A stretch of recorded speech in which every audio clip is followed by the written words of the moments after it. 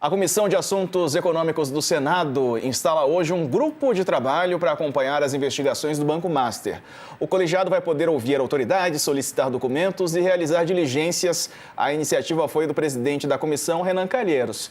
E o presidente da CPMI, do INSS, o senador Carlos Viana, anunciou que chegou a um acordo com a defesa de Daniel Worcaro para que o depoimento dele seja feito no dia 26, depois do feriado de Carnaval. O senador alertou que, se não for cumprido o acordo, o ex-banqueiro vai ser submetido à condução coercitiva. Então, vamos trazer para cá ele, o presidente da comissão, o senador Carlos Viana, que está aqui conosco. Senador, bem-vindo, bom dia. Quais serão as consequências se o Worcaro não comparecer? Então, agora o dia está marcado, dia 26 de fevereiro. Bom dia, Diego. Bom dia ao Josias, ao Sakamoto. Bom dia. O acordo de adiamento foi muito claro. Ele virá de boa vontade, não ingressarão com habeas corpus, como diversos fizeram no ano passado, vai trazer a documentação e vai falar sobre o tema que a CPMI está investigando e que tem relação com o Banco Master, os consignados do INSS.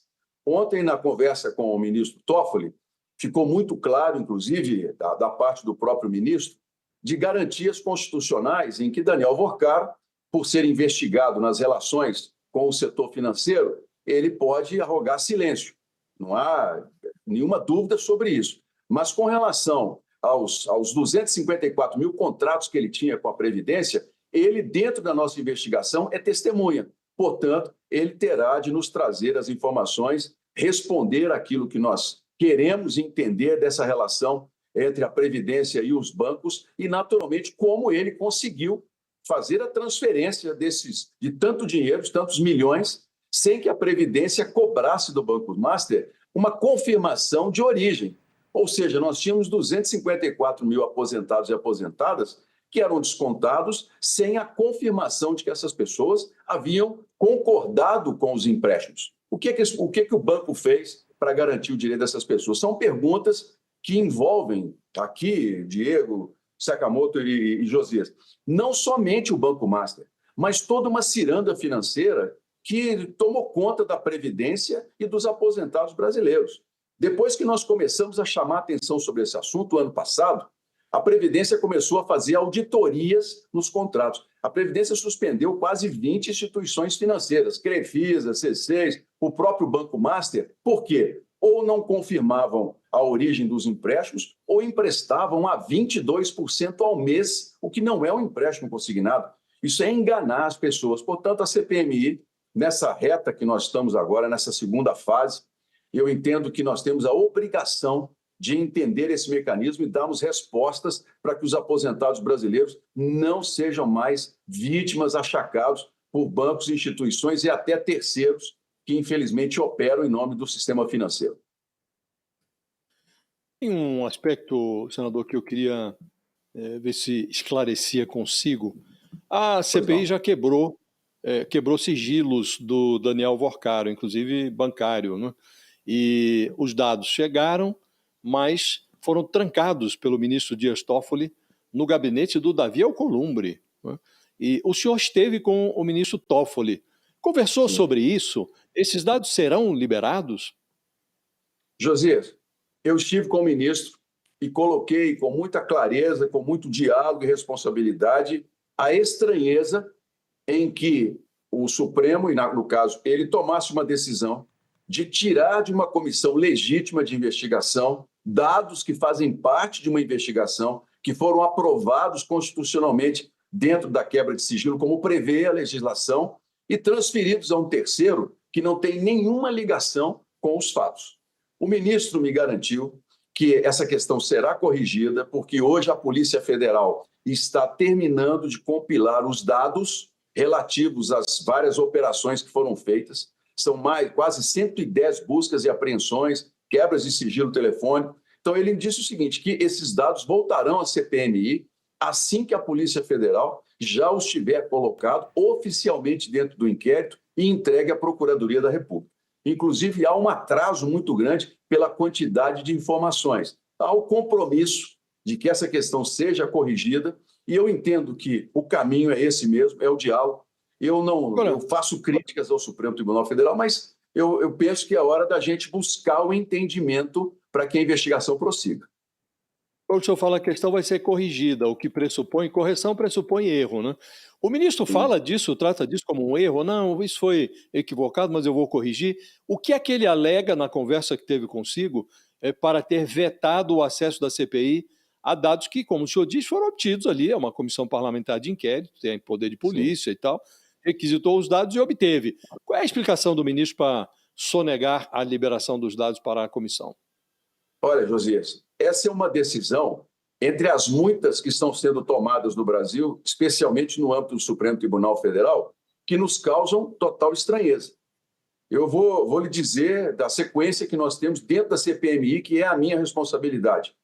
Um presidente de sindicato ganha um habeas corpus de um ministro que é ligado aos sindicatos, que tem uma trajetória de sindicatos, que dá a ele o direito de não responder às perguntas que os parlamentares têm sobre a movimentação financeira que o sindicato fez. Olha, isso é uma decisão que, no mínimo, o juiz, o ministro, deveria ter sido impedido pela própria relação dele com o setor, mas não fez. Decisões que hoje o Supremo vem tomando, e eu tenho sido muito duro, Josias, em dizer que há uma interferência indevida do Supremo Tribunal Federal nas atividades do parlamento, e nós temos como responsabilidade parlamentares sentarmos, conversarmos, não como retaliação, porque não é isso que o país quer, mas nós começarmos a corrigir essas informações. Olha, uma decisão monocrática de um juiz impedir a investigação de uma comissão ou decisão que impede 81 senadores de continuar com determinado projeto, nós temos que acabar com isso. Uma coisa é o Supremo, no pleno, decidir como poder. Outra coisa são decisões monocráticas. Já é um assunto que nós deveríamos estar trabalhando há muito tempo para encerrar. E outros pontos na relação com o Supremo que eu entendo, este ano vai ser difícil, porque é um ano eleitoral, é sempre um ano em que os discursos ficam muito inflamados para um lado ou para o outro. Mas no ano que vem, com um Senado renovado, com as cadeiras que estão agora sendo colocadas à renovação, é obrigação do Senado discutir essa relação com o Supremo Tribunal Federal. Não tem condições. O ministro reconheceu que essa tomada dos documentos nos impede de avançar numa investigação, inclusive na oitiva do senhor Vorcaro, porque nós precisamos recebê-lo já com os dados para que ele possa ser confrontado. Se ali existem dados importantes, porque também a gente não sabe o que tem dentro daquelas revelações. Pode não ter nada, como também pode ter uma série de envolvimentos políticos que comprometam determinadas personalidades importantes. Ainda não sabemos, mas que isso nos impede, nos atrasa de ter uma informação e até mesmo no prazo que nós temos com o relatório, sem dúvida nenhuma. Eu espero, com sinceridade, que esses documentos sejam devolvidos até o final de março, que é quando nós temos a CPMI, para que eles constem ou não do relatório, dependendo do conteúdo. Senador, bom dia ainda. Bom dia, obrigado aqui pela presença. Eu sei que não é necessariamente o escopo da CPMI, mas como é temática correlata, a comissão pretende ou está buscando também analisar outra dimensão da questão do escândalo do Banco Master, que são os fundos de previdência, porque a gente tem visto dinheiro de aposentadoria também, de servidores, no Rio de Janeiro, quase 1 bilhão queimado no Rio Previdência, no Amapá, 400 milhões queimados, prefeituras da Bahia, prefeituras de São Paulo, em vários lugares do Brasil, dinheiro de aposentados, na prática, que queimou também no escândalo do Master. Vocês estão pensando também se debruçar sobre isso, estão procurando alguma forma, ou isso vai ficar de fora? Sakamoto, eu, sinceramente, e os parlamentares adoraríamos fazer uma investigação completa sobre o Master. Poderíamos trazer aqui o ex-presidente do Banco Central para ele explicar por que o Banco Central demorou tanto para tomar decisões que levaram a esse prejuízo bilionário, discutir a questão da legislação dos fundos de pensão que são prejudicados no Brasil. Esse prejuízo não é novo. Lá na Lava Jato, já se ficou claro que fundos de pensão do Banco do Brasil, Caixa Econômica, Correios, foram utilizados em investimentos que geraram prejuízos milionários aos servidores públicos. Mas, constitucionalmente, dentro das atribuições, qualquer passo que nós dermos fora da relação do Master com os empréstimos consignados pode ser barrado pela Justiça e eu não posso reclamar. a nossa atribuição é muito clara. Qual a relação política do Master com a Previdência brasileira que levou o banco a conseguir receber esse dinheiro sem investigações, sem auditorias, sem comprovação de contratos? Esse é o nosso limite. As demais têm que ser tratadas por uma CPI própria, Sakamoto, pela CPMI do Banco Master. A Comissão de Assuntos Econômicos do Senado, agora que criou uma comissão, tem poder para solicitar, inclusive, documentos e chamar testemunhas, mas nós gostaríamos muito de poder ajudar os servidores públicos brasileiros a criar uma legislação própria, até que eu entendo, nós precisamos de uma nova legislação para os fundos, mas estamos limitados pelo mérito, né, pela autoridade, pelo limite que nós temos na CPMI. Senador, ontem a gente noticiou aqui que há uma intenção do relator da CPMI de quebrar sigilos bancário e fiscal de Lulinha. Como é que o senhor vê essa possibilidade?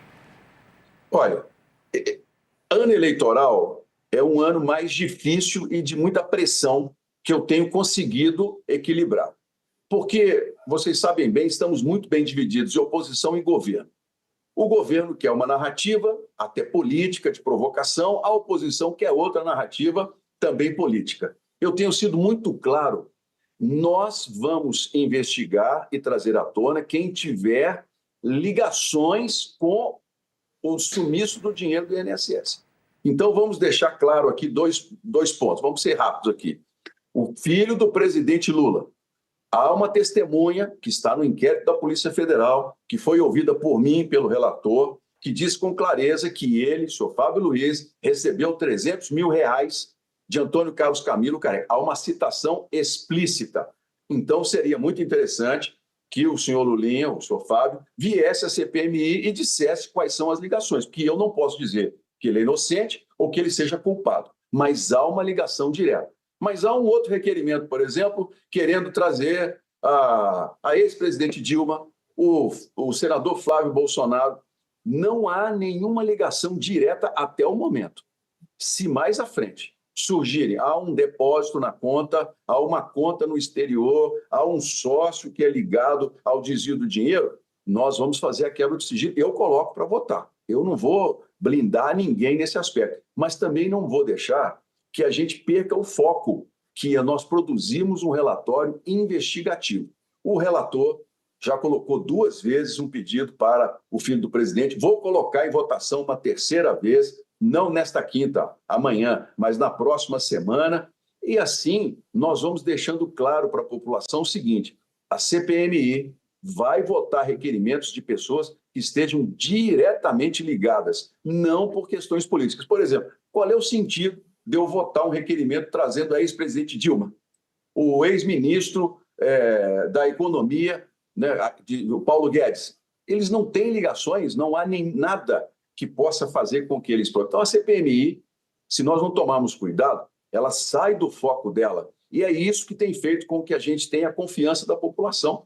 A gente chega a ter 800 mil pessoas assistindo a CPMI, porque eu tenho feito um compromisso muito claro. Lá as informações serão dados de investigação e não questões políticas. Senador, mas só uma dúvida. Josias, desculpa, perdão, mas só uma dúvida. Por favor. No caso do... Eu concordo com a premissa do senhor que precisa de elementos fáticos para poder convocar alguém para a CPMI. Mas até saiu aqui, se não me engano, no Globo, né, que no caso do senador Flávio Bolsonaro, você falou com relação à questão de conexão, a conexão seria uma pessoa que trabalha no escritório de advocacia dele, uma sócia, né? Isso aí está sendo analisado pela CPMI? Sim, há um requerimento para a convocação que cita o fato de uma servidora ter ligações com uma pessoa que teria ligações com o Careca num determinado movimento. Mas não há nenhum envolvimento direto do nome do senador dentro da investigação. Até o momento, não.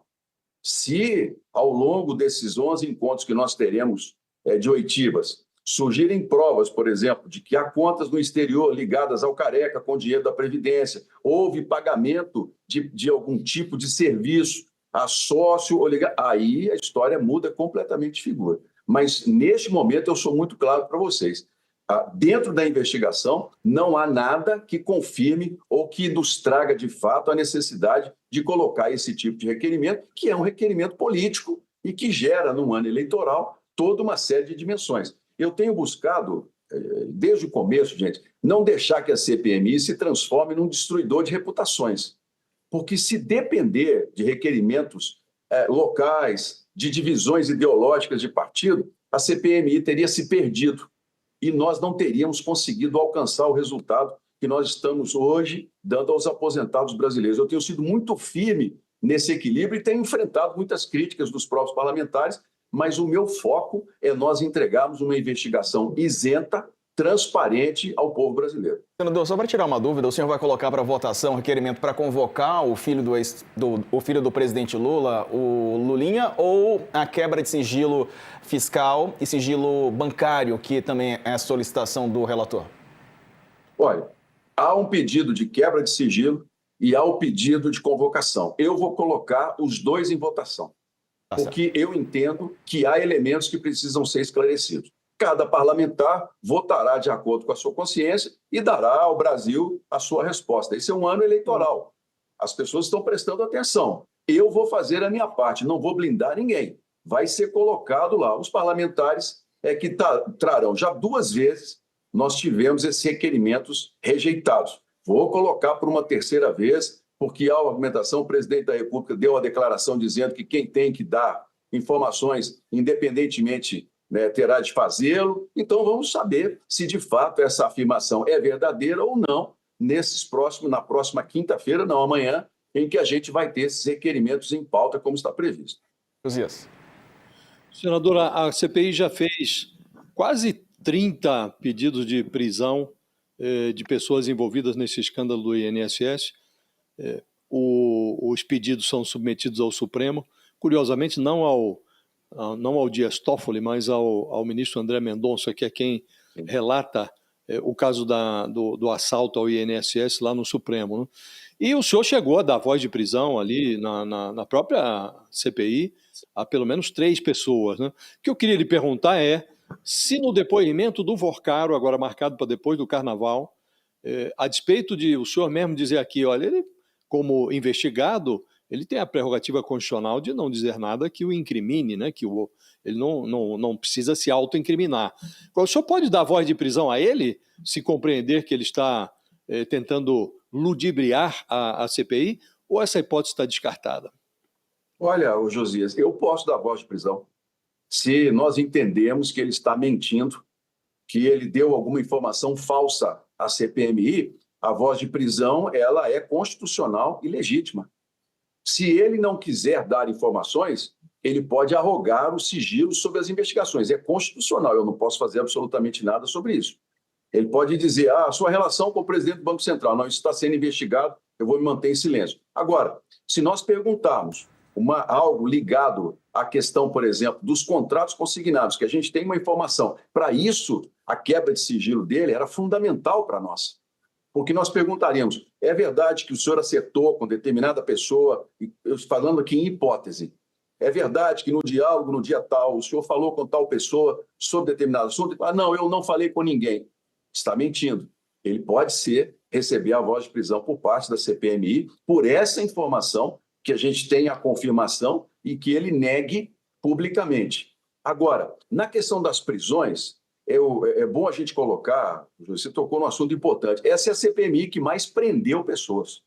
Nós temos mais de 500 requerimentos em relação a quebras de sigilo, pessoas envolvidas, são mais de 5.000 requerimentos de relações e informações, e temos hoje, se eu não estou enganado, atualizado, 11 envolvidos presos, numa relação muito direta, amistosa, de responsabilidade com o ministro André Mendonça, que desde o início nós temos conversado muito sobre as operações, temos conversado sobre as informações, nós temos trabalhado em conjunto, tanto a advocacia do Senado, a própria polícia do Senado, que recebe informações importantes de pessoas que vêm aqui, mandam documentos e que nós temos abastecido o Supremo Tribunal Federal e a Polícia Federal. Então, temos 11 pessoas.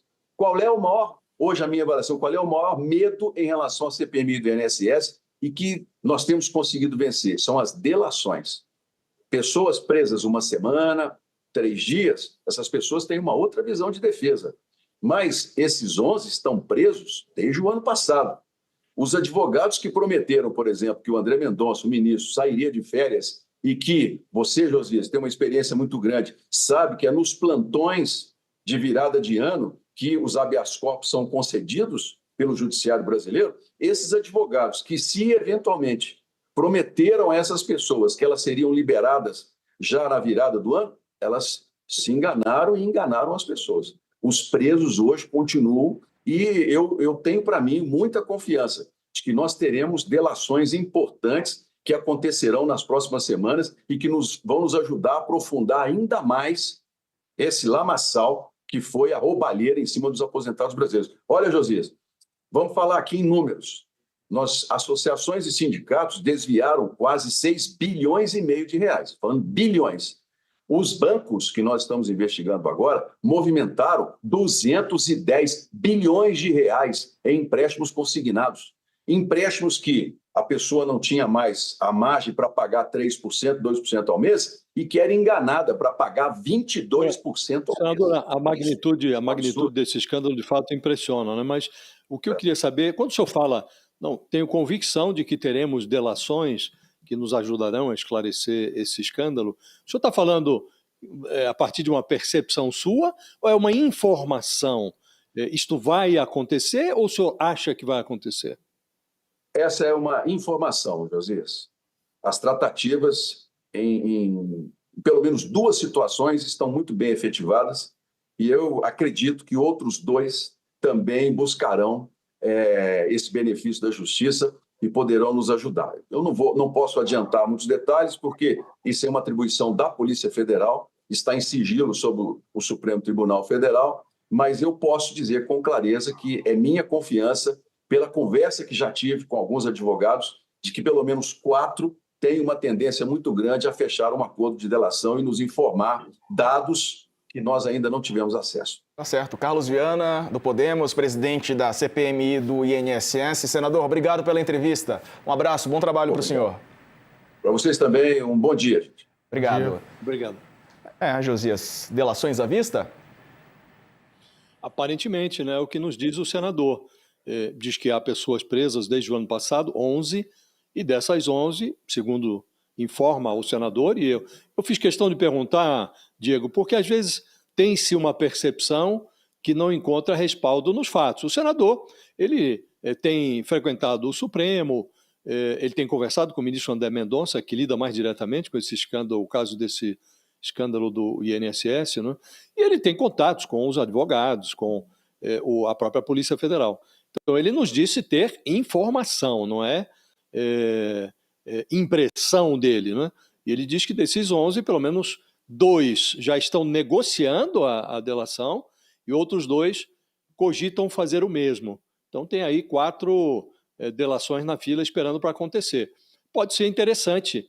O escândalo é de magnitude inédita, né? E é um assalto vexatório que vinha ocorrendo há muitos anos, pelo menos desde 2019, primeiro ano do governo Bolsonaro, ganhou uma proporção ainda maior, cresceu exponencialmente depois da posse do Lula. Esse escândalo é especialmente nefasto porque atinge o pedaço mais frágil da sociedade brasileira, aqueles trabalhadores humildes que trabalharam a vida inteira, que estavam recebendo pensões michurucas ali, às vezes de um salário mínimo, e as pessoas iam lá e beliscavam um pedaço dessa aposentadoria sem o consentimento do aposentado, né? Se tivermos aí um par de delações que facilitem ou que azeitem a investigação, acho que é algo alvissareiro. Sakamoto. Só para completar, né, até porque o pessoal não ficar meio perdido no que a gente perguntou para ele com relação à questão do senador Flávio Bolsonaro, que é o seguinte, foi apresentado um requerimento, né, inclusive o deputado Rogério Corrêa, à CPMI, para identificar movimentações financeiras atípicas e recebimento de valores de pessoas e empresas investigadas envolvendo o senador Flávio Bolsonaro. Por quê? Porque o escritório dele, né, Letícia Caetano dos Reis, né, que é administradora da empresa do Flávio, né, Bolsonaro, do escritório, é irmã de Alexandre Caetano dos Reis, que, ao que tudo indica, é sócio do careca do INSS em uma offshore, né? Então, por conta disso, né, e o requerimento ele menciona, inclusive, que a Letícia foi indicada pelo advogado Willer Tomás, também que próximo a Flávio, né, e que também já defendeu o Alexandre Caetano no processo, né. Então, o que acontece? Tá uma guerra aí no meio disso, né? Com certeza você tem toda a oposição jogando para tentar trazer o Lulinha, para tentar constranger o Lula, e o governo do outro lado tentando mostrar que as conexões não é só de um lado, também é do outro, pegando o senador Flávio Bolsonaro, pré-candidato à presidência da República, jogando ele também para dentro do escândalo.